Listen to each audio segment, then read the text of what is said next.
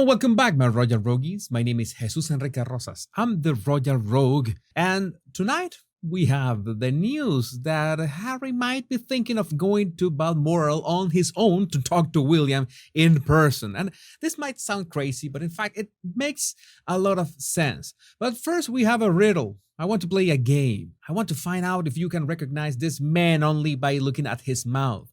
And this is part of what I've been working on in terms of body language. I'm going to leave it on screen just a few more seconds so you can make a guess about who are we talking about. And you will get the answer at the end of this video. We also have some memes. And today I asked you explicitly on the app formerly known as Twitter, what kind of images would you like me to generate via artificial intelligence? I'm open to any submissions, any ideas or concepts that you might pitch, of course, as long as they abide by certain norms of decorum and stuff. We are not savages, right? And this was one of the submissions by Erasuret, dressed in black lycra, sneaking back into Buckingham Palace with the kids strapped to their back. Mission Impossible style on strings through a roof tile. Well, that sounds nice. So I did my best with my artificial intelligence magic, and this was the result. Meghan sneaking into Buckingham Palace through the air vents, Ethan Hunt style, with the kids. Hey, wait a minute, where are the kids? What I found rather strange is that one of the pictures, if you rotate it 90 degrees, it looks like she's pole dancing or something. And that reminds me of one headline at the start of this year. Meghan Markle using greasy pole to tap into King Charles' weakness. And I have to say, that is an image that I will need some time to take off my brain. But this is a more recent headline, and I mean from today. Prince Andrew will visit Balmoral for royal family summer break, but Harry and Meghan unlikely to accept open invite. And I haven't talked about Prince Andrew in a while. And to be completely honest with you, there was a time around 1 year ago that the sole mention of his name meant that my videos were throttled or limited here on YouTube for reasons, but I think we are already behind that era. I know that he can be quite controversial, and I know you might be a bit divided in your opinion about him, but what I find funny is that he is always mentioned or compared with Harry and Meghan. And maybe back in 2019, there was no contest in terms of who was the most controversial member of the royal family. But I have to say, Harry and Meghan worked really hard to claim that category. And as of today, well, they are quite close to overtake Prince Andrew, but in a race to the bottom. And by the way, this ranking is a bit outdated, but you get the idea.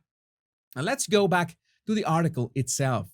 We need to remember that King Charles has requested Andrew to leave the large Windsor Royal Lodge and downsize to Frogmore Cottage. And you can imagine that this sequence of words has given the Sausage Squad fuel for their toxic stuff. As in, you see, Prince Andrew is being downsized to Frogmore Cottage. It means that giving it to Harry and Meghan in the first place was treating them bad.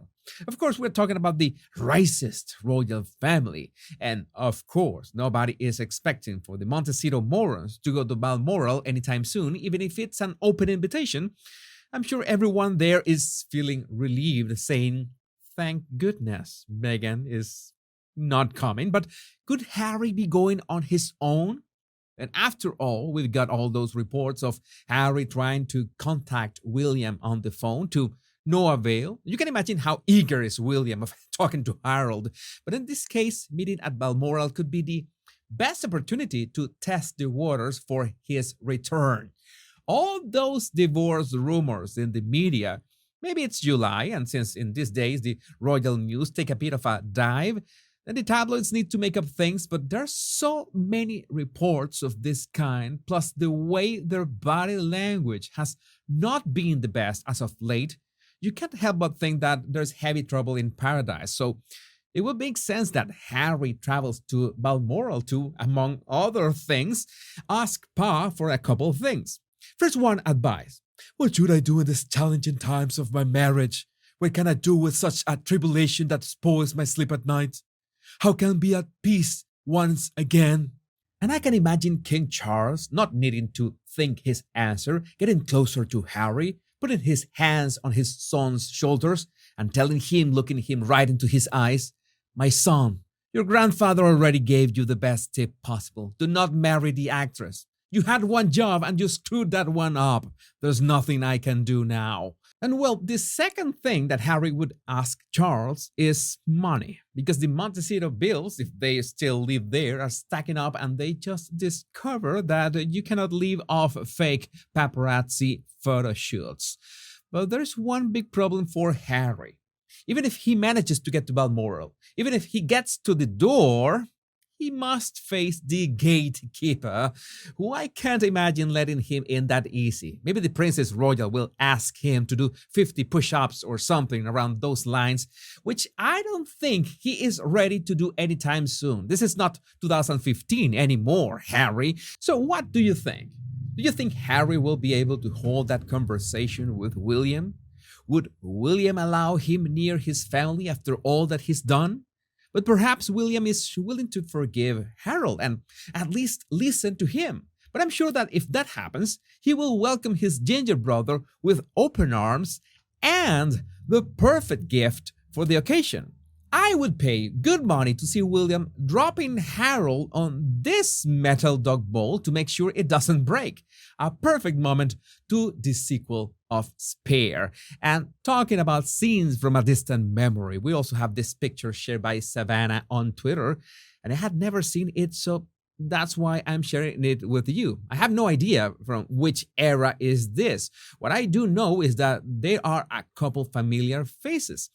Namely, Daniel Bruhl, one of my favorite actors. By the way, you might remember him from Inglourious Basterds or the Alienist TV series. But by the way, one quote from his interpretation of Baron Zemo for the Marvel Universe has stuck with me to the point that it became part of my philosophy.